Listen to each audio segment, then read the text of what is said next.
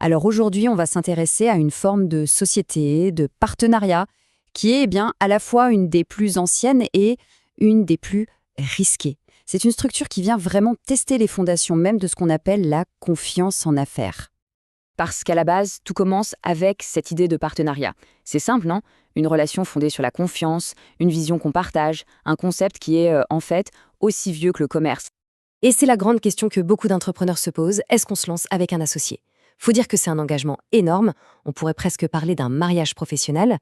Et justement, pour formaliser ce lien, il existe une structure assez historique, la fameuse Société en nom collectif, la SNC. Les textes de loi, eux, la décrivent comme un véritable groupement d'associés. C'est un peu la forme la plus pure du partenariat, si on veut. Mais la vraie question, c'est jusqu'où est-ce que cette confiance peut vraiment aller? Qu'est-ce qui se passe quand les choses tournent mal? C'est là que la nature de ce contrat est mise à rude épreuve. Et la réponse, franchement, elle est assez surprenante.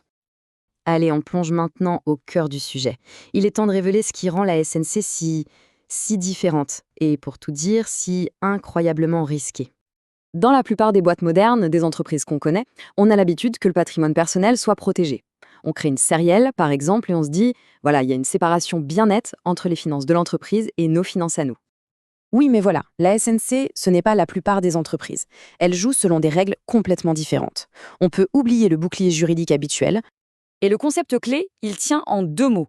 Deux mots qui claquent, tirés tout droit des textes de loi. Risque illimité.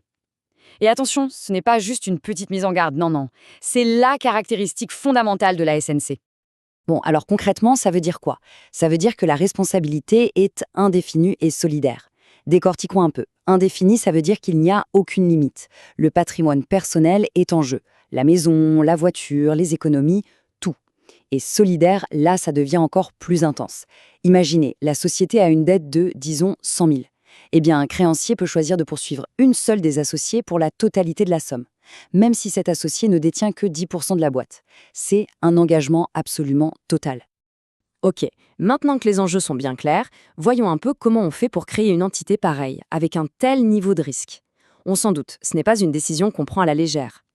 Déjà, pour commencer, il faut au minimum 2 associés. Et là, point super important, chaque associé obtient la qualité de commerçant. Ça a l'air de rien, mais en fait, ça veut dire que la loi le reconnaît comme étant personnellement et indéfiniment responsable des dettes de la société. On y revient, c'est la base juridique du risque dont on vient de parler. Et bien sûr, tout le monde doit faire un apport à la société. Et la création en elle-même, c'est tout un processus très formel en 7 étapes. Ça va de la réservation du nom de l'entreprise jusqu'à la publication d'un avis officiel dans un journal. Tout ça, ça montre bien que l'engagement est sérieux, formel et public, et ce, dès le tout premier jour. Bon, une fois que la société est créée, comment ça se passe au quotidien? Comment sont répartis les rôles et les pouvoirs dans cette structure un peu particulière? Alors, c'est assez simple en fait. On a d'un côté le gérant, ou les gérants, qui s'occupent de la gestion de tous les jours, des opérations.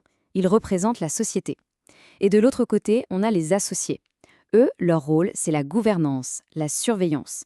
C'est eux qui prennent les grandes décisions stratégiques pendant les assemblées générales. Et là, attention, on touche à un point qui est absolument crucial. En interne, les associés peuvent tout à fait décider de limiter les pouvoirs du gérant. Par exemple, lui interdire de dépenser plus d'une certaine somme sans leur accord.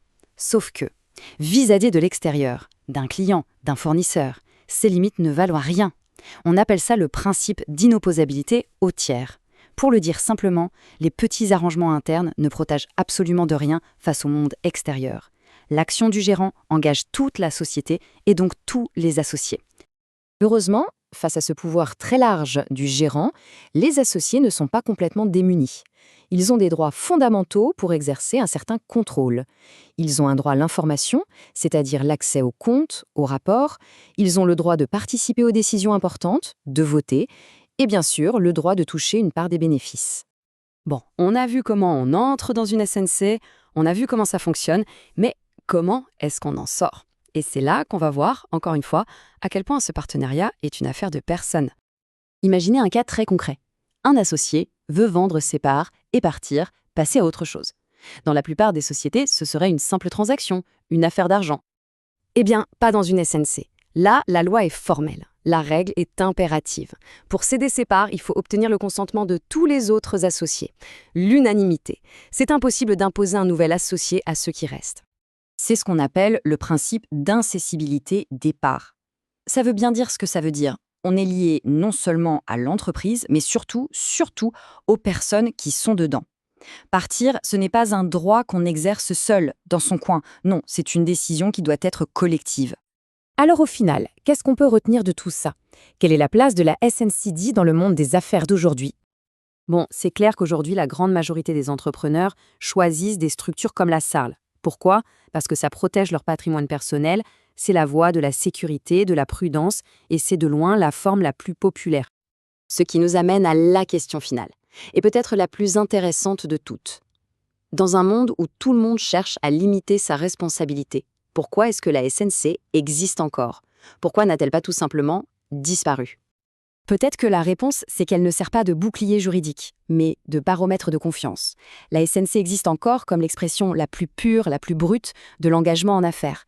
C'est une structure qui force les partenaires à avoir une confiance absolue et inconditionnelle les uns envers les autres. Parce que les conséquences d'un échec, eh bien, elles sont partagées de la manière la plus intime qui soit. En fin de compte, choisir une SNC, ce n'est pas juste signer un contrat. C'est décider de mettre son patrimoine en commun. C'est vraiment l'épreuve de vérité ultime pour un partenariat.